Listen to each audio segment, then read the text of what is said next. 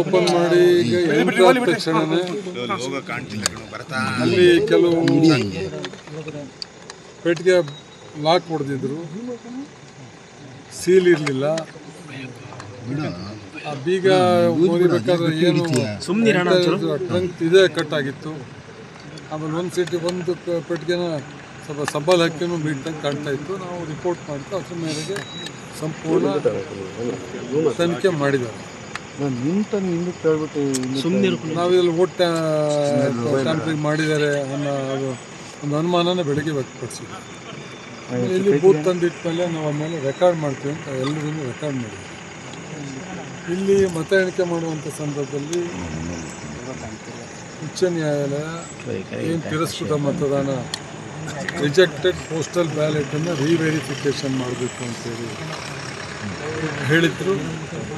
ಅದರ ಮೇರೆಗೆ ರೀವೆರಿಫಿಕೇಷನ್ ಆಯಿತು. ಅಲ್ಲಿ ಒಂದು 6-7 ಓಟ್ ವ್ಯತ್ಯಾಸಗಳು ಬಂದು ಅದು ನನಗೂ 2 ಓಟ್ ಹೆಚ್ಚಿಗೆ ಬಂದಿದೆ, ಅವ್ರಿಗಳಿಗೂ ಬಂದಿದೆ. ಅದಾದ ನಂತರ ಉಳಿದಂಥ ಓಟನ್ನು ಯಾರ್ಯಾರಿಗೆ ಎಷ್ಟೆಷ್ಟು ಬಂದಿದೆ ಅಂತೇಳಿ ಹಿಂದೆ ಏನು ಬಂಡಲ್ ಮಾಡಿದ್ರು, ರಾಜೇಗೌಡ ಇಷ್ಟು, ಜೀವರಾಜ್ ಇಷ್ಟು, ಇನ್ನೊಂದಿಷ್ಟು, ಪ್ರತಿಯೊಂದು ರೌಂಡ್ ವೈಸು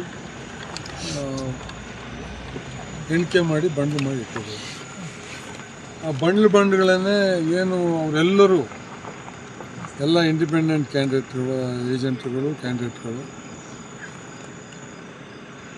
BJP ಮತ್ತು ದಳದ ಕ್ಯಾಂಡಿಡೇಟ್ಗಳು, ಕಾಂಗ್ರೆಸ್ಸಿನ ನಮ್ಮ ಏಜೆಂಟು ಸಂಪೂರ್ಣ ಪರಿಶೀಲನೆ ಮಾಡಿ ಬಂಡ್ಲು ಮಾಡಿದ್ದಾರೆ. ಆ ಬಂಡ್ಲುಗಳನ್ನ ತೆಗೆದುಬಿಟ್ಟು ಬಂಡ್ಲನ್ನ ಟ್ಯಾಂಪರಿಂಗ್ ಮಾಡಿದ್ದಾರೆ. ಅಂದರೆ ಯಾವ ಥರ ಸರ್ ಟ್ಯಾಂಪರಿಂಗ್ ಅಂದರೆ ಯಾವ ಥರ? ಅಂದರೆ ಅದ್ರ ಮೇಲೆ ಈಗ ನನಗೆ TD ರಾಜೇಗೌಡ ಅಂತ ಓಟ್ ಹಾಕ್ತೀನಿ, ಸಿಂಗಲ್ ಓಟ್. ಅದಕ್ಕೆ ಯಾರಿಗೆ ಇನ್ನೊಂದು ಟಿಕ್ ಮಾಡಿದ್ದಾರೆ. ಅದು ಒಂದೇ ಪೆನ್ನಲ್ಲಿ ಬೇರೆ ಥರ ಮಾಡಿದ್ದಾರೆ. ಆ ಮಾರ್ಕ್ ಮಾಡಿದ್ದನ್ನು ಟ್ಯಾಲಿ ಆಗ್ತಾಯಿಲ್ಲ.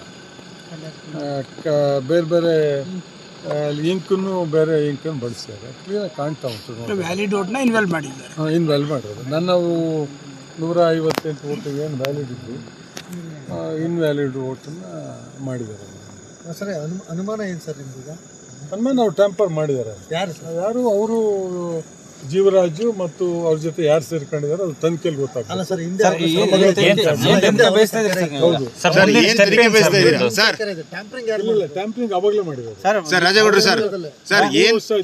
ಈಗ ತನಿಖೆಗೆ ಆಗ್ರಹ ಮಾಡ್ತೀರಾ, FIR ಮಾಡ್ತೀರಾ, ಪೊಲೀಸ್ ಸ್ಟೇಷನ್ಗೆ ದೂರು ದಾಖಲಿ ಈ ಥರ ಆಗಿದೆ ಅಂತ ಹೇಳ್ಬಿಟ್ಟು ಚುನಾವಣಾ ಅಧಿಕಾರಿಗಳಿಗೆ ಬೆಳಗ್ಗೆಯಿಂದ ಏನೇನು ಘಟನೆಗಳು ನಡೆದಿದ್ದಾವೆ, ಬಾಕ್ಸ್ಗಳು ಏನು ಆ ಟ್ರಂಕ್ಗಳನ್ನು ಒಡೆದಿರೋದು, ಸೀಲ್ ಕಿತ್ತಾಕಿರೋದು, ಅಲ್ಲೇ ಸೀಲ್ ಕಿತ್ತು ಬಿದ್ದಿರೋ ಅಂಥದ್ದು, ಮತ್ತು ಕೆಲವು ಬೇರೆ ಸುಮ್ಮನೆ ಬಟ್ಟೆ ಕಟ್ಟಿಟ್ಟಿರೋದು, ಇದನ್ನೆಲ್ಲ ಪ್ರತಿಯೊಂದು ವಿಡಿಯೋ ರೆಕಾರ್ಡ್ ಮಾಡಿದ್ದಾರೆ. ಅವರ ಗಮನಕ್ಕೆ ಬಂದಿದೆ. ಅವರ ವರದಿನಲ್ಲೂ ಕೂಡ, ಅವ್ರ ರಿಪೋರ್ಟಲ್ಲೂ ಕೂಡ ಭಾಳ ಸ್ಪಷ್ಟವಾಗಿ ಮಾಡಿದ್ದಾರೆ.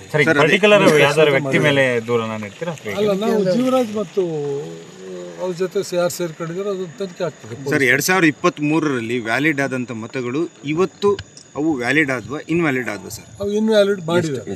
ಎಷ್ಟು ಸರ್? ಅದು 258 ಓಟ್ಗಳು ವ್ಯಾಲಿಡ್ ಆದವು. ನನ್ನವು TD ರಾಜೇಗೌಡಿಗೆ ಓಟ್ ಹಾಕಿರೋನ. ಅವತ್ತು ರಾಜೇಗೌಡ ಅಂತ ಬಂಡ್ಲು ಮಾಡಿ ಏನು ಟ್ರಂಕಲ್ಲಿ ಇಟ್ಟಿದ್ರು, ಅಲ್ಲಿ ಅದನ್ನು ತೆಗೆದುಬಿಟ್ಟು